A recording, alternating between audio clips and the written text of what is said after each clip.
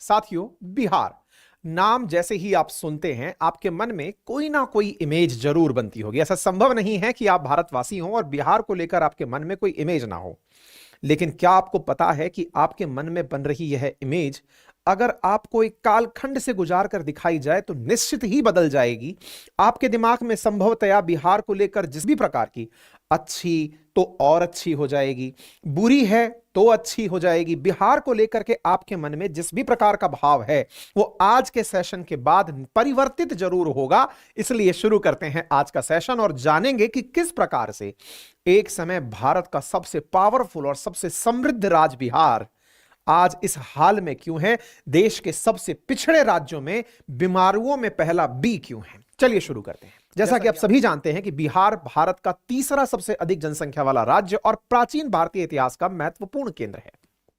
लेकिन जब आप बिहार राज्य शब्द हमारे कानों में पड़ता है तो हमारे मन में इसकी दो छवि बनती हैं। पहली उस राज्य के तौर पर जो देश आईएएस आईपीएस देने वाला राज्यों में गिना जाता है और दूसरी छवि उस राज्य के तौर पर जो भारत का सबसे गरीब राज्य है, जिसकी साक्षरता दर सबसे कम है, जहां लोगों का एक बड़ा वर्ग स्वास्थ्य, शिक्षा, रोजगार, सड़क जैसी मूलभूत आवश्यकताओं से भी वंचित है। साथियों, ऐसा बिल्कुल नहीं है कि भारत के सभी राज्यों में सारी सुविधाएं मौजूद हैं और सिर्फ बिहार ही कहीं ऐसा राज्य हो जहां ऐसी सुविधाएं ना हो। ऐसा बिल्कुल नहीं है कि भारत के बाकी सभी राज्यों में सारी सुविधाएं मौजूद हैं और सिर्फ बिहार ही ऐसा राज्य है जहां ये सारी समस्याएं हैं। लेकिन जब हम बिहार के इतिहास में झांकते हैं तो हमें देखने को मिलता है कि बिहार उस मगध साम्राज्य का केंद्र रहा जो महाजनपद काल से 7वीं सदी तक यानी लगभग 1200 वर्षों तक भारतीय उपमहाद्वीप का सबसे अधिक शक्तिशाली साम्राज्य रहा। और इस मगध साम्राज्य ने ही हमें बिंबिसार, महात्मा बुद्ध, महावीर, जैन, मौर्य काल में महासम्राट अशोक और गुप्त काल में समुद्रगुप्त जैसे महान सम्राट दिए। तीसरी और छठी शताब्दी में रहे गुप्त साम्राज्य को भारतीय इतिहास का स्वर्णिम काल कहा जाता है, क्योंकि गुप्त सम्राट के शासनकाल में भारत में संख्या शास्त्र, खगोल शास्त्र, विज्ञान और धर्म दर्शन शास्त्र के क्षेत्र में अभूतपूर्व प्रगति देखने को मिली थी।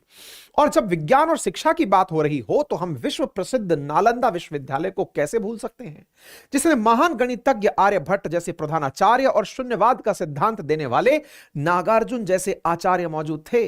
साथियों, एक और बिहार का वह इतिहास जिसके बिना हम प्राचीन भारत का वर्णन भी नहीं कर सकते, और वहीं दूसरी ओर भारत को इतने बड़े साम्राज्य और इतने महान व्यक्तित्व देने वाले बिहार आज बिल्कुल हाशिए पे नजर आता है।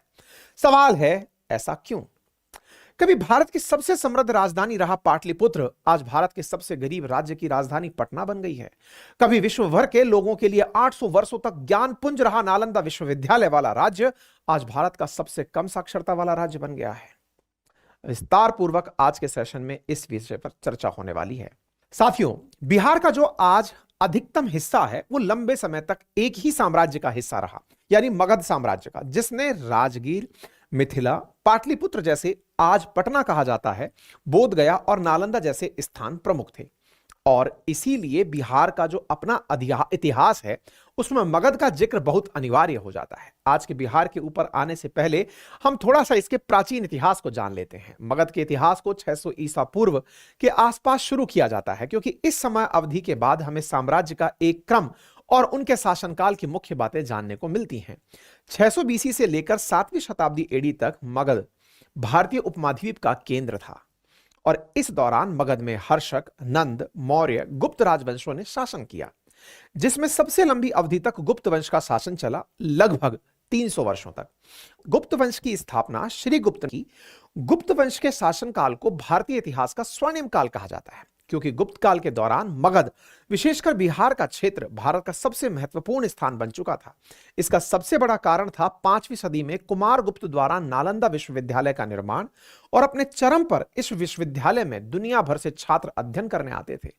और यह परिसर इतना बड़ा रहा होगा, इसका अंदाजा आप यूं लगा सकते हैं कि इसमें 10,000 छात्रों के रहने की व्यवस्था हुआ करती थी। इस विश्वविद्यालय में 2000 आचार्य थे, जिनमें आर्यभट्ट और नागार्जुन भी थे, जिनके विषय में हमने वीडियो के शुरुआत में जिक्र किया था। गुप्त साम्राज्य के शासन में ही भारत को अंकन की दशमलव प्रणाली, महान संस्कृत महाकाव्य, हिंदू कला के साथ साथ खगोल विज्ञान, गणित, धातु विज्ञान की बहुत अच्छी समझ हुई। गुप्त काल की धातु विज्ञान का सबसे बड़ा उदाहरण तो आज भी हमारे सामने है, दिल्ली के अंदर स्थित लौह स्तंभ, जिसे चंद्रगुप्त द्वितीय के शासनकाल में निर्मित किया गया था। लगभग 1600 साल बाद भी वो बिना जंग के यूं की यूं खड़ा है। गुप्त काल में मंदिरों के निर्माण और वास्तुकला पर भी विशेष जोर दिया जाता था। देवगढ़ में स्थित दशावतारम मंदिर इसका प्रमुख उदाहरण है। इसके अलावा व्यापारिक दृष्टिकोण से भी गुप्त साम्राज्य ने बहुत अधिक सफलता प्राप्त की। गुप्त काल के दौरान व्यापार उड़ीसा और दक्षिण भारत के तटों से दक्षिण पूर्वी एशिया में होता था। वहीं रेशम मार्ग, लाल सागर और फारस की खाड़ी से समस्त मध्य एशियाई और यूरोपीय क्षेत्रों में व्यापार हुआ करता था। लेकिन गुप्त वंश के बाद आए राजवंशों के शासनकाल में 7वीं सदी के अंत तक मगध लगभग अपनी संपूर्ण पहचान खो चुका था और भारत में दूसरे अलग अलग शक्तिशाली साम्राज्य स्थापित हो चुके थे।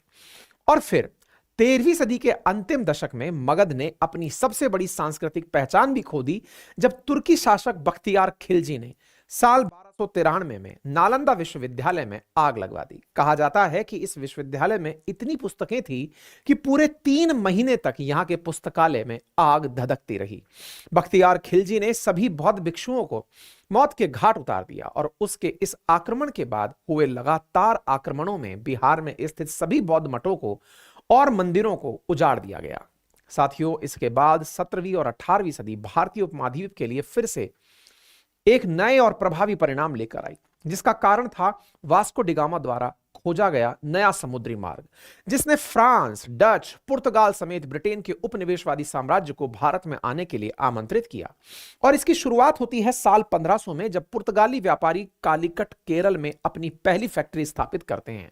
और उनके बाद डच, ब्रिटिशर्स और फिर फ्रांस के व्यापारी साल 1632 में डच पटना में अपनी पहली फैक्ट्री स्टैब्लिश करते हैं, जिसके कॉटन के प्रोडक्शन के लिए लगाया गया था। लेकिन ब्रिटिशर्स की भारत में स्थिति मजबूत होती है साल 1757 और 1764 में बक्सर के युद्ध के बाद, जिसमें ईस्ट इंडिया कंपनी की मीर कासिम और बंगाल के नवाब शुजाउद्दौला की संयुक्त सेनाओं के साथ युद्ध हुआ। और युद्ध में ब्रिटिशर्स ने बंगाल के नवाब सिराजुद्दौला को हराने के बाद अप्रत्यक्ष रूप से भारत में अपने उपनिवेशवाद साम्राज्य की शुरुआत कर दी थी। तो अब बिहार ब्रिटिशर्स के काल में कैसा हुआ? साथियों, बक्सर युद्ध जीतने के लगभग 1 साल बाद 1765 में ब्रिटिशर्स ने बंगाल प्रेसिडेंसी की स्थापना की, जिसमें आज के बिहार, झारखंड और पूर्वोत्तर का बड़ा हिस्सा समेत बर्मा तक, यानी कि आज का जो म्यांमार और सिंगापुर वाला हिस्सा है, वो भी शामिल था। और आज के बिहार की नींव भी इसी प्रेसिडेंसी रूल के दौरान लिए गए फैसलों से पड़नी शुरू हो गई थी।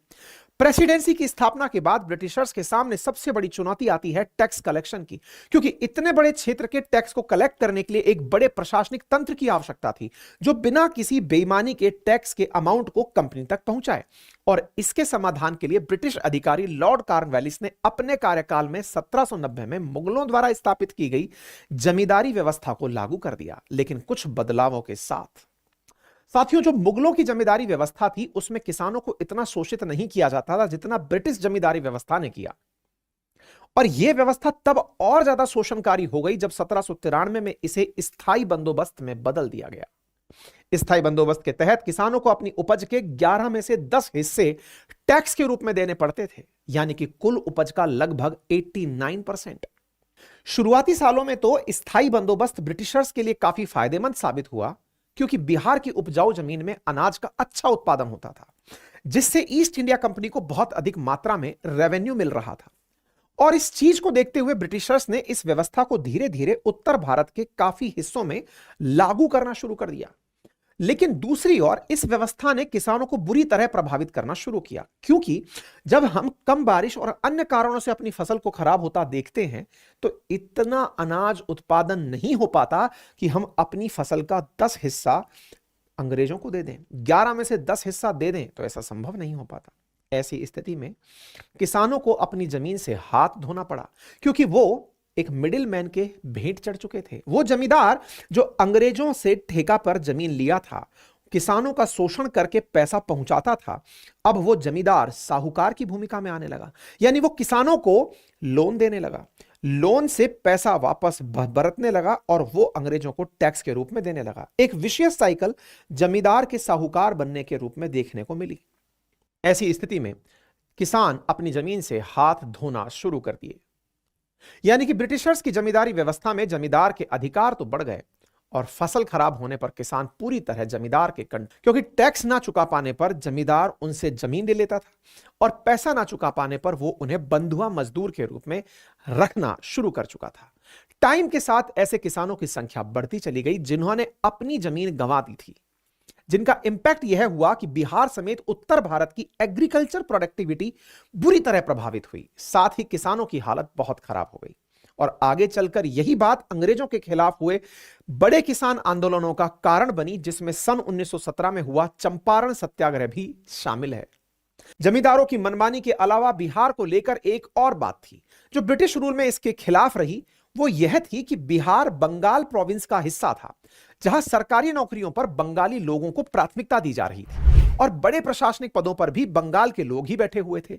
नतीजा यह हुआ कि ब्रिटिश हुकूमत बिहार के प्रति लापरवाह हो गई और बिहार पिछड़ता चला गया। अंग्रेजों की इसी लापरवाही को देखते हुए बिहार को अलग राज्य बनाने की मांग तेज हुई, जिसके बाद 1912 में बंगाल विभाजन के स्वरूप बिहार एक अलग राज्य के रूप में सामने आया, जिसमें आज का झारखंड और उड़ीसा भी शामिल था। इस विभाजन के बावजूद बिहार के किसानों की सिचुएशन में कोई सुधार नहीं हुआ, क्योंकि जमींदारी सिस्टम अभी भी लागू था, जिसमें बिहार के अधिकतर किसान बुरी तरह फंसे हुए थे।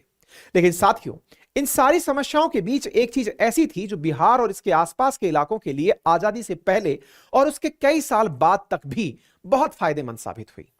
हम बात कर रहे हैं बिहार झारखंड में मौजूद कोयले और अयस्क भंडार की। जी हां साथियों, जिसने बिहार समेत पूरे झारखंड और पश्चिम बंगाल को एक औद्योगिक केंद्र बनाया।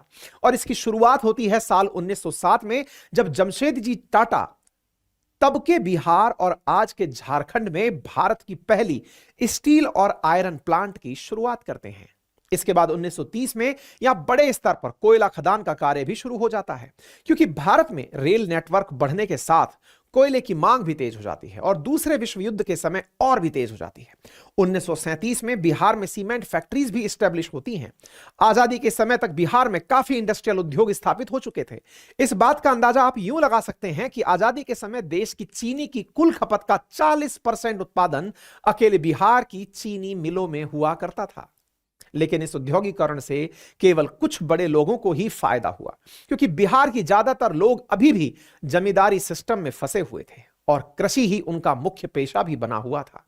साथियों, इन सारे बिंदुओं को जान लेने के बाद यहां पर यह सवाल उठता है कि स्वतंत्रता से पहले जो हम ब्रिटिश हुकूमत के अधीन थे, हमारे पास कोई अधिकार नहीं थे, लेकिन बाद में स्वतंत्रता के बाद भी बिहार की हालत क्यों नहीं सुधरी? वह कौन सी सरकारी नीतियां और राजनीतिक कारण थे जिन्होंने रिसोर्सफुल होते हुए भी बिहार को सबसे ज्यादा पिछड़ा राज्य बनाए रखा, यानी बिहार आफ्टर इंडिपेंडेंस? स्वतंत्र होने के बाद देश की शुरुआती सरकारों के सामने सबसे बड़ी चुनौती थी एग्रीकल्चर प्रोडक्टिविटी और उद्योगों को बढ़ावा देना, जिसके लिए सरकार ने सबसे पहले जमींदारी व्यवस्था को खत्म किया और किसानों को मुक्त रूप से खेती करने का अधिकार दिया। हालांकि इसके बाद भी बिहार समेत कई राज्यों में जमींदारी सिस्टम लंबे समय तक चलता रहा। लेकिन बिहार को जिस पॉलिसी ने सबसे ज्यादा नुकसान पहुंचाया वो थी साल 1952 में केंद्र सरकार द्वारा लाई गई फ्रैट इक्वलाइजेशन पॉलिसी। जी हां साथियों, जिसके तहत देश में औद्योगिक गतिविधियों को बढ़ाने के लिए सरकार ने देश में कहीं भी उद्योग लगाने पर जोर दिया। जैसा आप ऑलरेडी सुन चुके हैं कि बिहार में देश की कुल खपत का 40% चीनी उत्पादित हो रहा था, तो निश्चित ही अन्य राज्यों को इस तरह के अवसर नहीं मिल पा रहे थे। इसलिए केंद्र सरकार इस फैसले को लेकर आई। साथियों, इस पॉलिसी के बैकग्राउंड को ठीक से समझते हैं तो इस पॉलिसी के आने से पहले हो यह रहा था कि जो फैक्ट्रीज भारत में लग रही थी वो वहां लग रही थी जहां उन्हें अपने प्रोडक्ट के लिए रॉ मटेरियल मिल रहा था। जैसे आज के बिहार, झारखंड, उड़ीसा, छत्तीसगढ़, वेस्ट बंगाल जैसे राज्यों में फैक्ट्रीज लग रही थी, क्योंकि इनके पास मिनरल्स, कोल माइंस जैसे बड़े रिसोर्सेज मौजूद थे।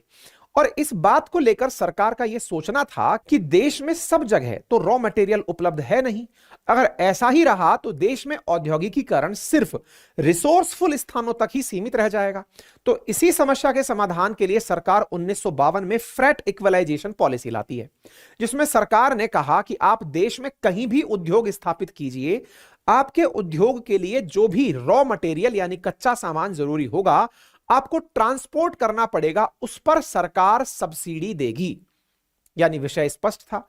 आप चाहे जहीं भी फैक्ट्री बनाइए, आपने अपनी सहूलियत से फैक्ट्री बनाई, कच्चा माल ही तो चाहिए था, कच्चा माल आराम से ट्रेन से लेके जाइए, सरकार सब्सिडी देगी। और इस पॉलिसी का इंपैक्ट यह हुआ कि 1952 के बाद सभी उद्योग धीरे धीरे तटवर्ती क्षेत्रों के पास स्थापित होना शुरू हो गए, क्योंकि प्रोड्यूस होकर के जो माल था वो दूसरे देशों में व्यापार करने की सुविधा तट पर आसानी से उपलब्ध होती है। उद्योगपति बिहार, झारखंड, छत्तीसगढ़, मध्य प्रदेश जैसे रिसोर्सफुल राज्यों से रॉ मटेरियल ट्रांसपोर्ट करवाने लगे, जिस पर सरकार उन्हें सब्सिडी देती और फिर फैक्ट्रीज में बने प्रोडक्ट्स को कम खर्चे में समुद्री मार्ग से विदेश और अन्य राज्यों तक पहुंचाने लगी। फ्रेट इक्वलाइजेशन पॉलिसी ने जहां एक और महाराष्ट्र, गुजरात, कर्नाटक, तमिलनाडु में समुद्र के नजदीक मौजूद मुंबई, अहमदाबाद, हैदराबाद, बेंगलुरु, पुणे और चेन्नई जैसे महानगरों को खड़ा कर दिया, वहीं दूसरी ओर बिहार, झारखंड, छत्तीसगढ़, मध्य प्रदेश जैसे लैंड लॉक्ड रिसोर्सफुल रीजन्स इन महानगरों के विकास के पीछे सिर्फ रॉ मटेरियल के सप्लायर बने रह गए। फ्रेट इक्वलाइजेशन पॉलिसी 1993 तक प्रभावी रही, लेकिन तब का बिहार बहुत बदल चुका था। अब यहां उद्योग को स्थापित करना और भी ज्यादा मुश्किल हो गया था, जिसके दो बड़े कारण थे। पहला, पॉलिटिकल इंबैलेंस, और दूसरा, बिहार के किसानों के पास मौजूदा कम साइज जमीन का, यानी कि लेस लैंड साइज। अब अगर पॉलिटिकल इंबैलेंस की बात करें तो 1960 से लेकर 1990 तक, यानी कि 30 सालों में बिहार में 25 मुख्यमंत्री रहे।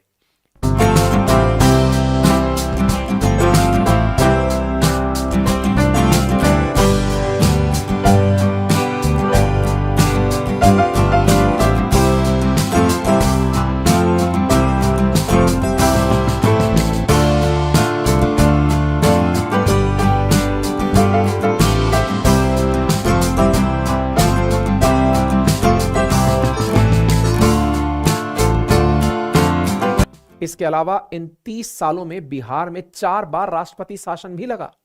इस पॉलिटिकल इंबैलेंस का सबसे बड़ा कारण था कि कोई भी पार्टी बिहार में उद्योग को लेकर, एग्रीकल्चर एक्टिविटी को बढ़ा नहीं पा रही थी। सरकार लोगों में विश्वास पैदा नहीं कर पा रही थी। पॉलिटिकल पार्टीज आपसी मतभेद में थी, तो जो हर कुछ टाइम पर अपना मुख्यमंत्री बदल देती थी। इन सब बातों का रिजल्ट यह हुआ कि बिहार में मौजूद पुराने उद्योग जैसे मिल और फैक्ट्रीज भी धीरे धीरे बंद होने लगे। 1990 के बाद बिहार में नई दिशा की राजनीति सामने आई। जातिवाद और जातिवाद की इस आइडियोलॉजी ने बिहार को बची हुई उम्मीदों को भी खत्म कर दिया, क्योंकि इस आइडियोलॉजी ने बिहार को एक स्थायी सरकार तो दे दी, लेकिन डेवलपमेंट नहीं दे सकी। लेकिन फिर भी बिहार में आज भी जातिवाद की राजनीति कितनी इंपॉर्टेंट है, इसका अंदाजा आप हाल ही में हुई कास्ट बेस्ड सेंसस से लगा सकते हैं। 1990 के बाद बिहार में लूट, हत्या जैसी घटनाएं तेजी से बढ़ने लगी और सरकार पर भी बड़े बड़े घोटाले करने का आरोप लगने लगा, जिसके चलते उसकी सोशल इमेज और ज्यादा खराब हुई। दूसरी ओर बिहार के अधिकतर किसानों के पास मौजूद बहुत कम माप की कृषि भूमि से भी दो नई प्रॉब्लम सामने आई। पहला, कम कृषि भूमि होने की वजह से अधिकतर किसान मॉडर्न एग्रीकल्चर इक्विपमेंट को अपनी कृषि का हिस्सा नहीं बना पा रहे थे, क्योंकि कम माप की कृषि में, कम माप की भूमि में इतना ज्यादा उत्पादन ही नहीं था कि वो मॉडर्न इक्विपमेंट पर होने वाले खर्च को उठा सकें। जिसका रिजल्ट यह हुआ कि बिहार के अधिकतम किसान अपनी प्रोडक्टिविटी को नहीं बढ़ा पाए और उनकी कृषि होने वाली आमदनी भी नहीं सुधरी। किसानों की स्मॉल साइज लैंड होल्डिंग्स ने दूसरी समस्या जो निकल कर आई वो यह थी कि उद्योगों के लिए होने वाली लैंड एक्विजिशन प्रोसेस, जिसमें कि उद्योग के लिए जमीन के बड़े भूभाग को अधिकृत करना पड़ता था। लेकिन बिहार में एक फैक्ट्री के एस्टेब्लिशमेंट के लिए कई सौ किसानों से बात करनी पड़ती थी, क्योंकि किसानों के पास छोटे छोटे भूखंड थे। आपको जमीन चाहिए तो आपको बड़े भूखंड पर, अगर आपको फैक्ट्री लगानी है तो बड़ा भूखंड चाहिए। बड़े भूखंड के लिए काफी सारे किसानों से बात करनी पड़ेगी, और काफी सारे किसानों से बात करनी पड़ेगी तो ऐसी स्थिति में अगर 2-4 लोगों ने भी अपनी जमीन देने से मना कर दिया तो फिर सारा मामला बेकार हो जाता था। साथियों, ये लैंड एक्विजिशन जैसी बेसिक चीजें एज ऑफ डूइंग बिजनेस को इंपैक्ट करती हैं। यही कारण है कि एज ऑफ डूइंग बिजनेस यानी व्यापार की सुगमता में 36 राज्य यूनियन टेरिटरी के लिस्ट में बिहार 26वें नंबर पर आता है। वहीं दूसरी ओर सबसे स्मूथ लैंड एक्विजिशन प्रोसेस वाला स्टेट गुजरात रहा, जो कि इसी कारण एज ऑफ डूइंग बिजनेस में या तो कभी पहले स्थान पर या कभी दूसरे स्थान पर रहा।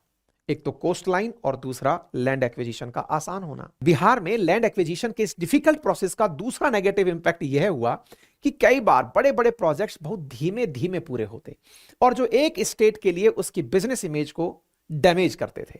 और बिहार के साथ कुछ ऐसा ही हुआ।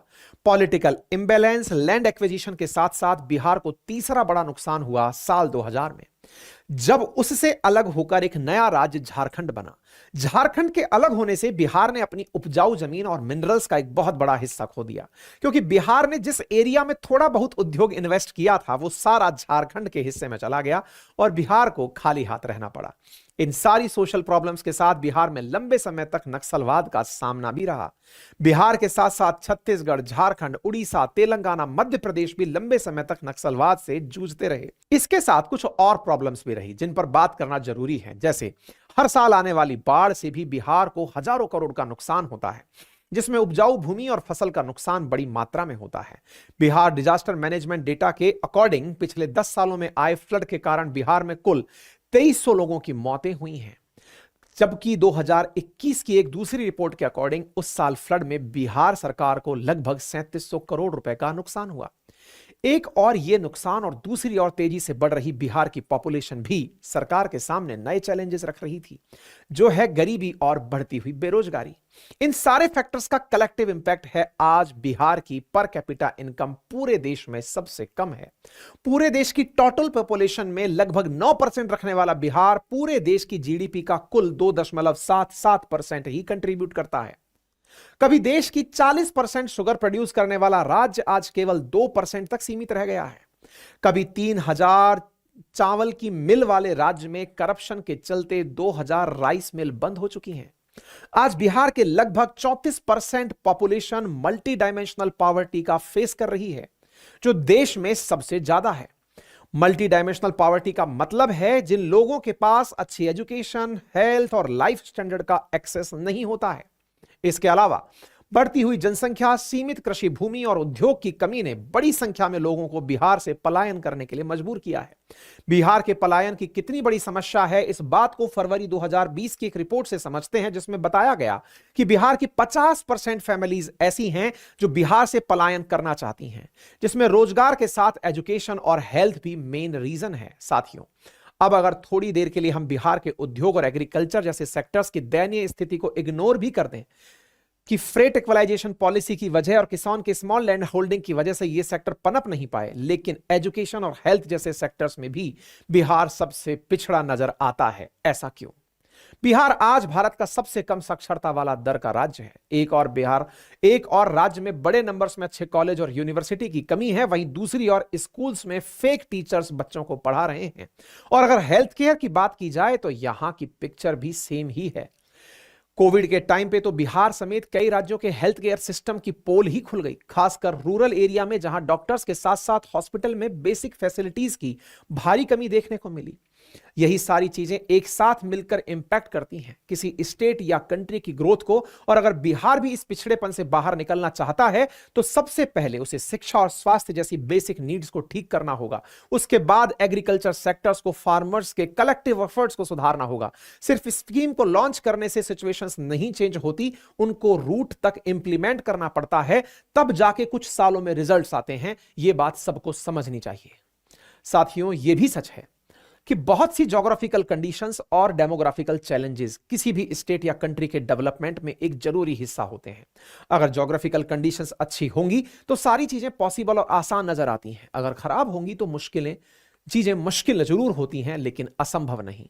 परंतु जब बिहार की बात आती है तो यहां सबसे बड़ी कमी महसूस होती है लीडरशिप की, क्योंकि आजादी के बाद शुरुआती दशकों में पॉलिटिकल इंबैलेंस और उसके बाद आइडियोलॉजिकल इंपैक्ट ने बिहार को पीछे धकेलने का काम किया, और इन सब के कारण हुई प्रशासनिक त्रुटियों और सामाजिक अव्यवस्थाओं ने इस पिछड़ेपन को और ज्यादा बढ़ाने का काम किया। साथियों, यह था हमारा बिहार के संक्षिप्त इतिहास और इसकी आज की स्थिति के ऊपर वीडियो। आई होप आपको हमारे द्वारा दी गई है जानकारी पसंद आई होगी। आपका क्या सोचना है इसके विषय में कमेंट बॉक्स में हमें अपनी राय अवश्य दें। यह संभव है कि सारे कारणों का एक सेशन में कलेक्शन पॉसिबल ना हुआ हो। आपसे गुजारिश है कि आप भी अपनी तरफ से कुछ पॉइंट्स ऐड करें।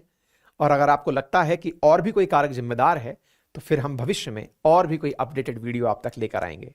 लेकिन जाने से पहले आप इस चैनल को सब्सक्राइब करना बिल्कुल ना भूलें। धन्यवाद।